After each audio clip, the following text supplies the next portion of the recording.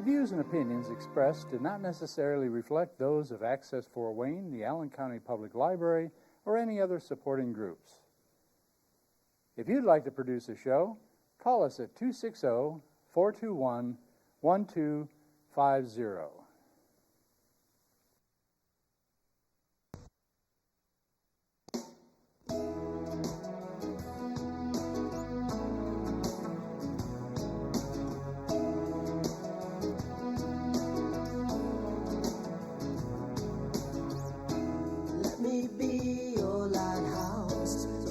Show you the way. Let me be your shining light. Keep you from drifting away. I'm the one that makes you try. Hello, this is Patty Hunter, and today we're going to be talking about Anne Frank and the River Traveler. It's a documentary that Terry Doran had put together, and it's going to be shown at Indiana Tech here in Fort Wayne, Indiana, this Wednesday, April 20th at noon.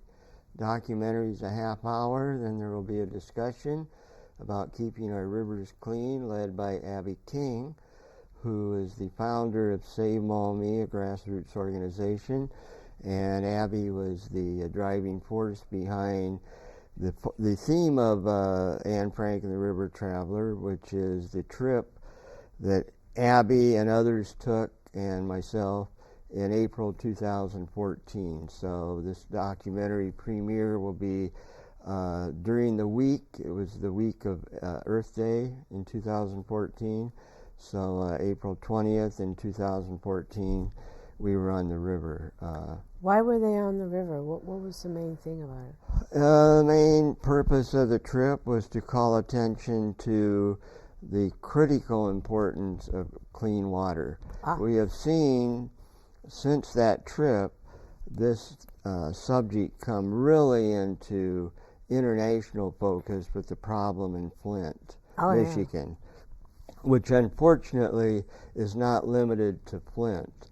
2/3 of the drinking water in the United States is contaminated by chemical fertilizers. Agriculture is the number one source of pollution in our rivers. But we, the people, bear a lot of the fault too, because we throw junk into it. This graphic is the cover shot. We'll be showing a little clip from the documentary. And I want to thank Indiana Tech and Celia Garza for arranging this for me and Save Maumee, and I think it'll be a stimulating discussion. Abby is an encyclopedia of knowledge about the river. Yes, she's done an awful lot of work. I do not pretend to be anywhere near the authority she is. I've done that trip, and her work in this documentary a little bit, because I know people wonder what's Anne Frank have to do with it. On the trip, it was a 9-day trip, 141 miles from Junk Ditch in Fort Wayne, Indiana, that's where it started, to Lake Erie International Park in Toledo, Ohio, where the Maumee ends at Lake Erie. And it took a long time for you. It was 9 days, 8 nights camping, 9 days total, incredible trip, and I applaud everybody that made that possible.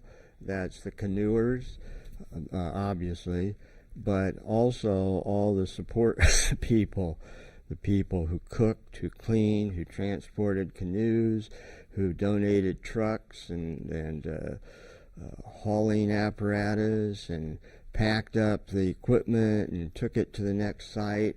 It was quite an enterprise, an incredible achievement, I think.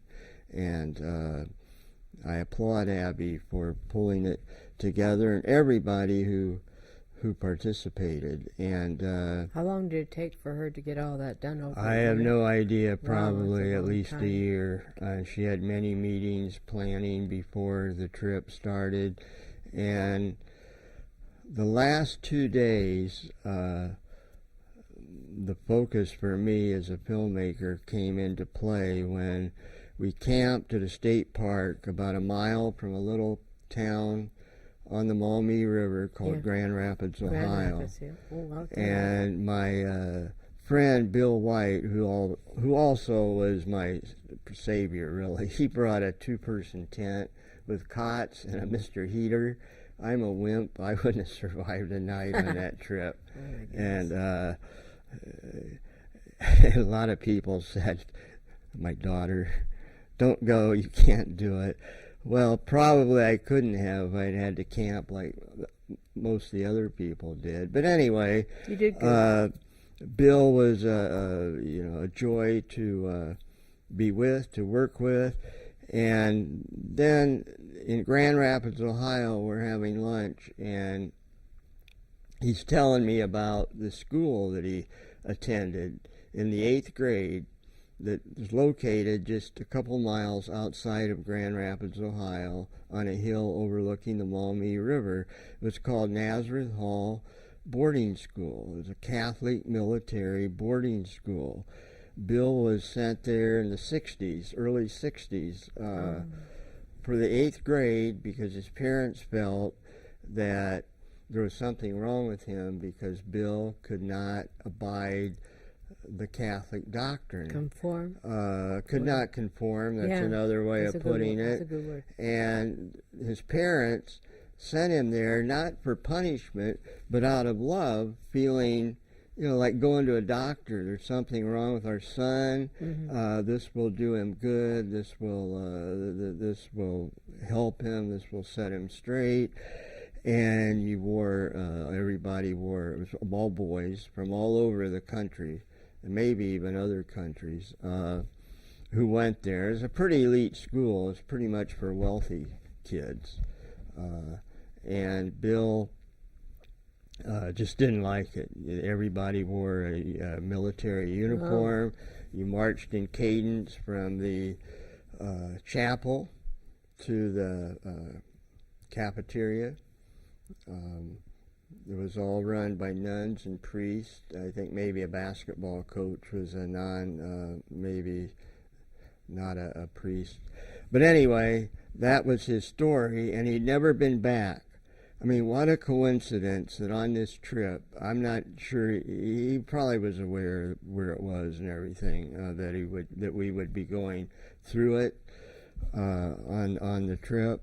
But anyway, he wanted to go back and see it, but he was scared. He had bad memories. Is that where you got the Anne Frank? Anyway, so we went, and the Anne Frank part is that in that year, his 8th grade, hating the school, feeling alienated, he did well. I mean, his grades weren't a problem. But he just didn't like it. He didn't believe in military. He didn't like war. And he read the diary of Anne Frank. Anne Frank was 13 years old, and she started writing that diary under the most trying, as we all know, circumstances. And Bill related to that book strongly because same age, similar situations, he felt trapped, and he was inspired. And also by going down and looking over the river, the school sat on a hill overlooking the river. It's now a wedding banquet facility, beautifully remodeled, and the company, the owners, graciously let me go in with my camera and tape, and the lockers were there that Bill used, the blackboards, the chapel was exactly the same. So what I wanted to do was contrast the camaraderie of the river traveler. Yeah. So you have a clip for us to see? With the Anne Frank, with the human nature that leads us to pollution, war, so the best and worst. So, we can show a clip. This is the very beginning. It will go through, you'll see Abby King talking about a whistle, getting everybody organized the very first day, and then her voice is a voiceover talking about why they started at Junk Ditch, and and it'll end. This clip will end with organized chaos, with all the canoers getting ready to get their canoes into Junk Ditch to start this incredible epic adventure. Sure, this.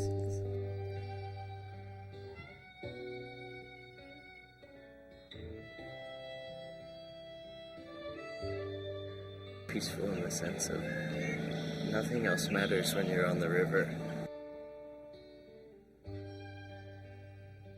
Yep, and after I did those rapids, I feel like a grown-up lady.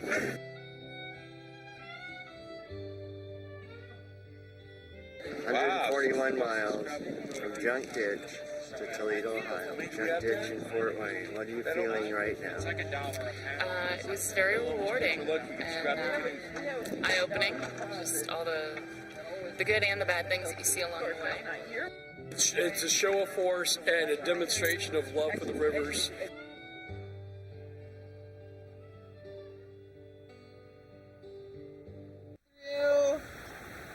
There's some nettle patches that I've already identified. Thank you to some of our other scouters. And Turtle is going to hand you a whistle. Turtle's going to hand you a whistle and teach you how to whistle, if you didn't already know how. We're going to start at the Continental Divide between the Mississippi River system and the Great Lakes system.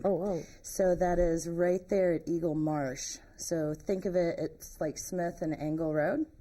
So really when you were standing in that area, you can, on this hand, if it rains, it will go to the Wabash, to the Ohio, to the Mississippi, and to the Gulf of Mexico. If it rains on this hand, it will go to Junk Ditch, to the St. Mary's, to the Maumee, to Defiance, Ohio, and outlet in Toledo. So that is a very special area.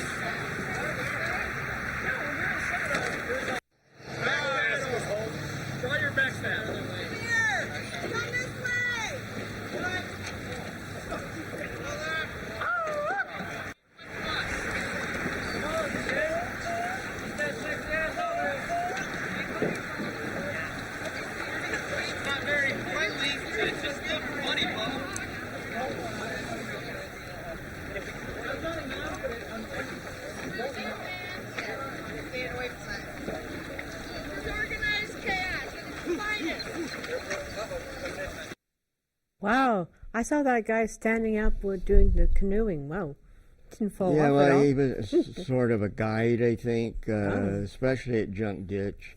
That's a very shallow body of water, and about everybody that canoed said the roughest part of the trip was Junk Ditch.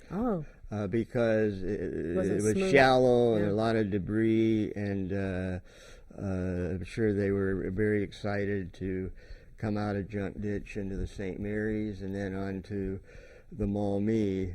About that clip, you know, I tried to right at the beginning to set the whole thing up.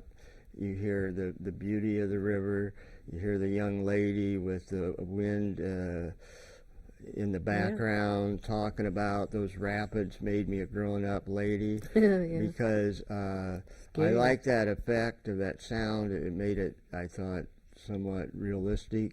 And that was on a Thursday, 2 days before they landed in Toledo, and that was the roughest day.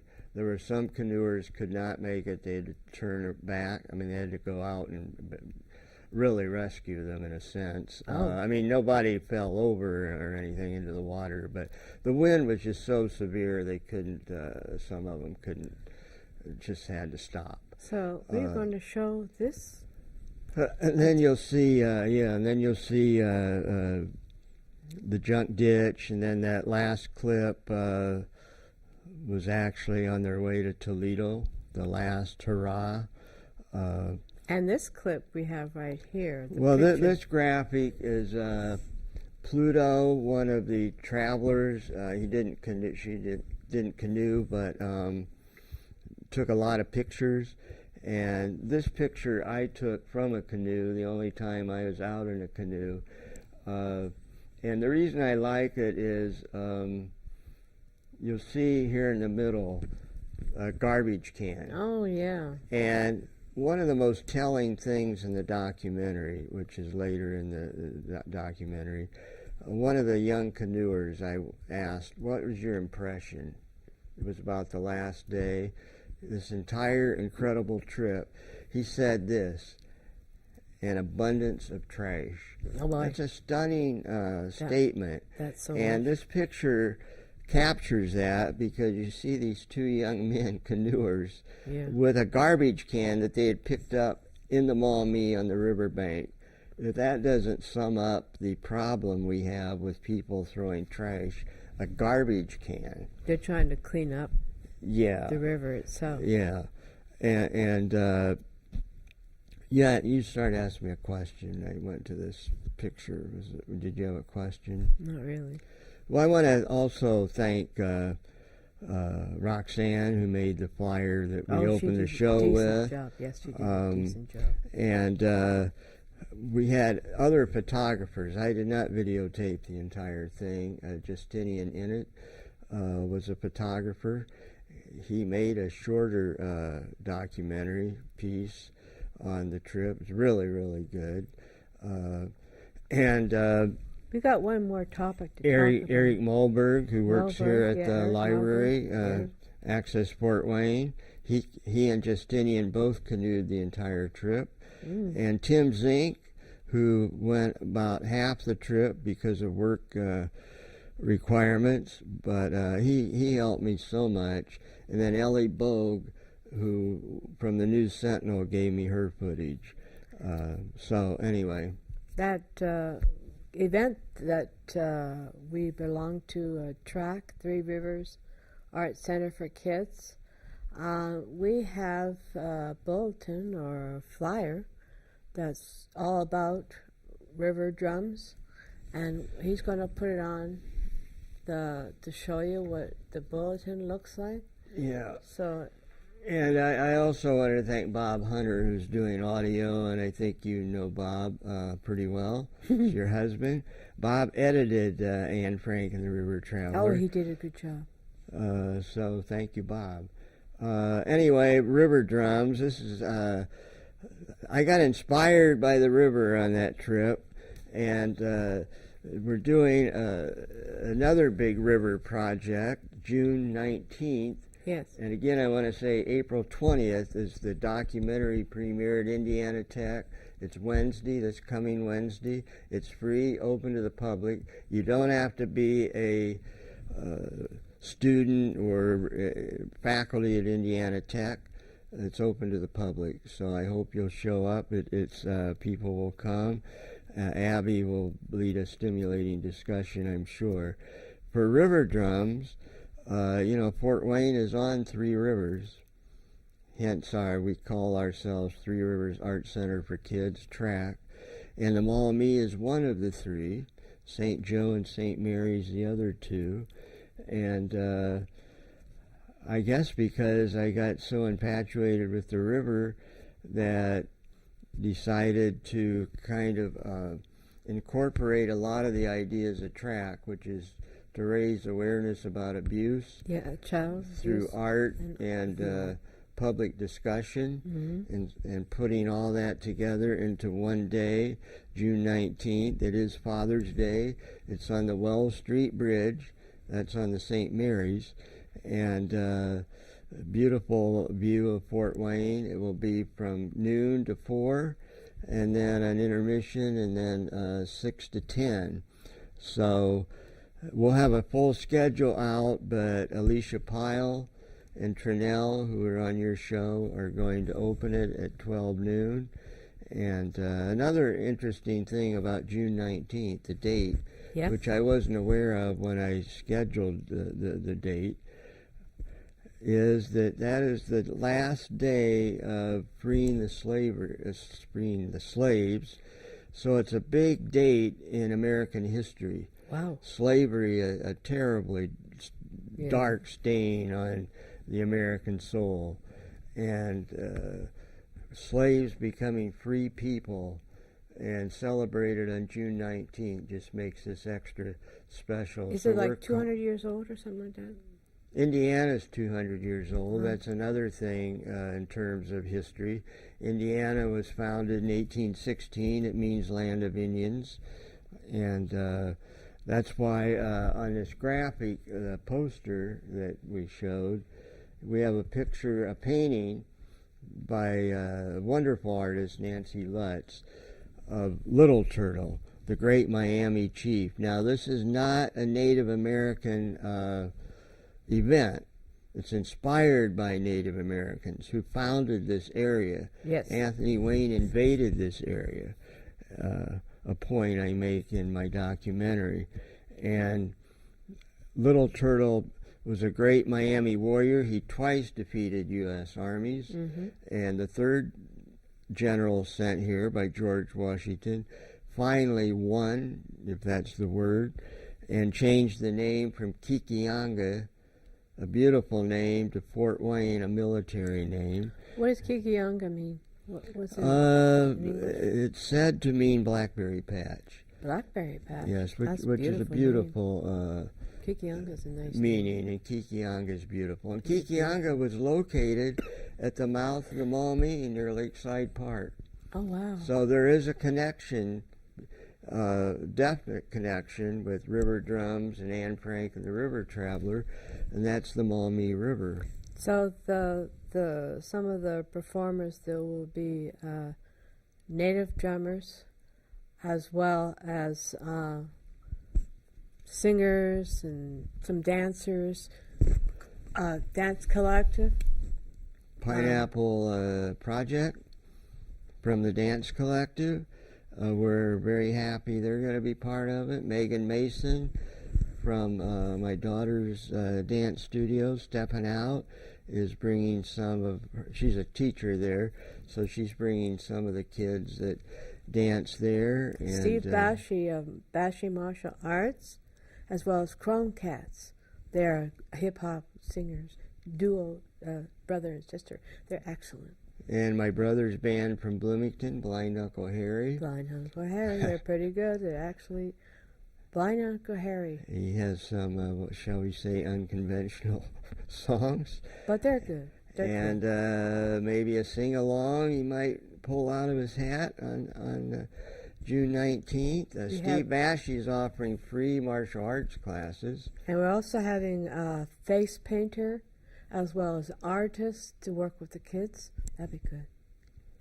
Yeah, it's going to be a very, very fun day. And we're going to have a short reports, if you will, discussions on themes important to track and to all of us. Child abuse, the rivers. Abby King will be there leading a discussion about the rivers. The homeless, Shelley Scepter from Huntington, whose son tragically died in an accident, but he was in his early 20s and he devoted himself to helping those in need, especially the homeless. And she created a program called Backpacks of Hope in his memory. So we'll be able to get to meet her then. Yep, she'll be there. Abby, Malaya Heck, talk about child abuse. So yeah, it'll be these will be short and in between the performances. But it'll be beautiful. Yes, it's going to be good. So next week, this one you can put this back up there. Anne Frank and the River Traveler. And it's the documentary from him? 2014, April 2014, during Earth Day, that picture was sent by Stephanie Singer of Defiance. That's where it was taken. That's the Maumee in Defiance. I love that picture because that's the river travelers, and they're looking out onto a bridge. I love bridges, and it just conveys an aura of mystery, which, where as a species, as a human race, are we going to clean up the rivers and make this a beautiful environment for all of us? Or are we going to fall prey to greed and end up with what happened in Flint? Also, this flyer here was the graphic arts Roxanne Ryan.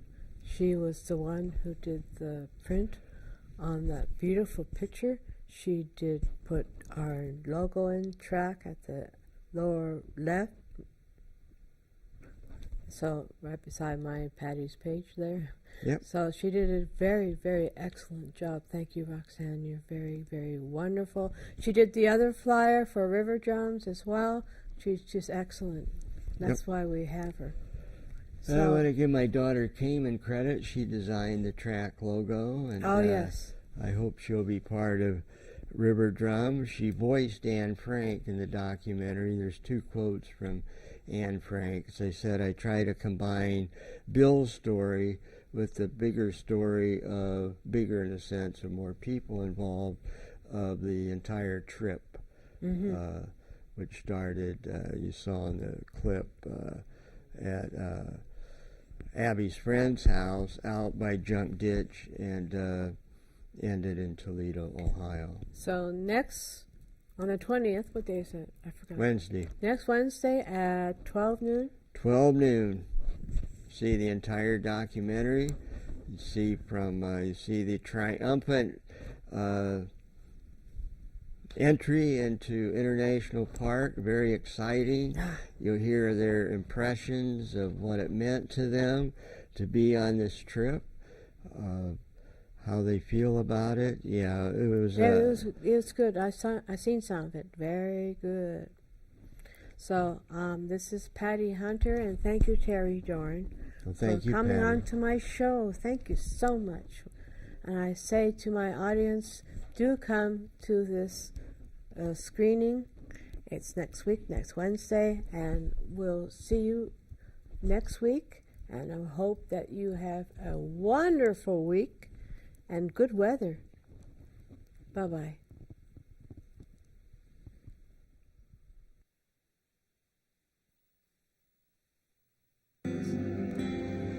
Godspeed, my love, until we meet again. You're always in my heart and every dream. Don't let this time apart give in to all our fears. God will keep us close from up above.